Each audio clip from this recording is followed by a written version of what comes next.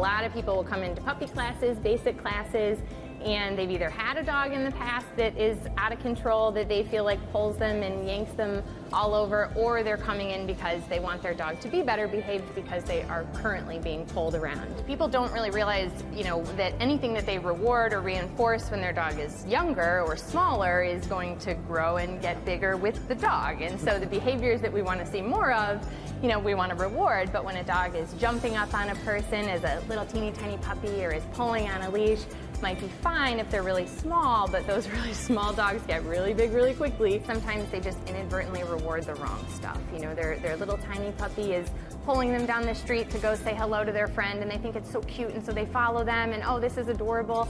And then when they see the friend in 4 months, the puppy is now this tall, and all of a sudden it's yanking them down the street. And every time your dog puts pressure on the end of the leash and then the person takes another step, then the dog learns, oh, the way to take more steps is to put a little bit of pressure, and then that just grows and grows and grows. And so when people aren't really taking the time to start and think about, like, what am I reinforcing right now, then things start to get really out of hand very quickly. Typically what happens is that these dogs just aren't adequately prepared. So people expect, oh, I'll be able to do a little bit of loose leash walking training, and then I'll take my dog out and we'll be able to go for an hour's long walk.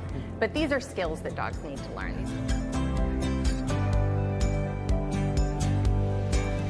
If we get ourselves into a tricky situation where our dog starts to become overly excited, or we need to redirect them from something, we need something that's interesting. And typically people will try to use their voices, they'll try to, oh, come here, come here, come here. And we just can't compete with the fun that is another dog or a person who's excitedly playing. So having food really does help us be able to reward what we like. If we want to see more loose leash walking, we need to be rewarding for loose leash walking. So having our treats is really our key for both safety and future success.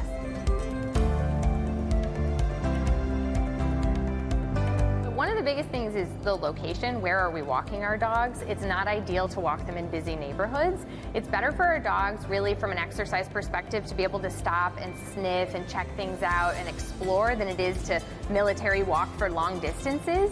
So if we can pick a location, first of all, that's a little bit more remote, maybe a little bit quieter, where they can sniff and smell different animals that have come through, smell the grass, that actually gets more energy out of them than if we were to just military walk them and not let them sniff. They're getting a lot of information when they're sniffing the ground. It's almost like reading the daily newspaper, or like waking up in the morning where they're like, who's been by, who said hello, what dogs have passed, what animals have been through. So that's going really slow and stopping and letting them explore.